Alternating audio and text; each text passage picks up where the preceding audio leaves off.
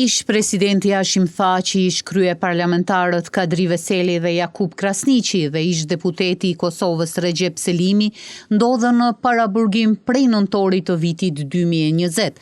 Ata akuzohen për krime të pretenduara të luftës, për çka janë deklaruar të pafajshëm. Ndërkohë, sot në dhomat e specializuara të Kosovës në Hag kanë rifilluar seancat e planifikuara për rastin Thaçi dhe të tjerët.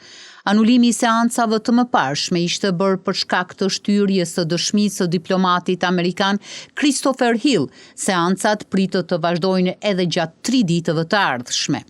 Veteranët e ushtrisë çlirimtare të Kosovës vazhdojnë të kundërshtojnë dhomat e specializuara, duke thënë se duhet të gjykohen krimet serbe që kanë ndodhur në Kosovë. Ata kanë kërkuar nga deputetët e Kuvendit të Kosovës që të ndryshojnë ligjin për specialen, por një gjë e tillë nuk është arritur. Gjyqi ndaj shkrerëve të ushtrisë çlirimtare të Kosovës ka nisur në prill të vitit 2023. Paneli i gjyqtarëve i dhomave të specializuara parashet që deri me 14 nëntor, ose një javë pas përfundimit të dëshmisë së dëshmitarit të fundit, të përmbyllë rastin e mbrojtjes së Hashim Thaçit dhe Jakub Krasniqit. Ky panel po ashtu pret që mbrojtja i shkrerëve të UÇK-s të jetë e përgatitur që të paraqes shkresat përfundimtare të gjykimit para 22 dhjetorit të këtij viti.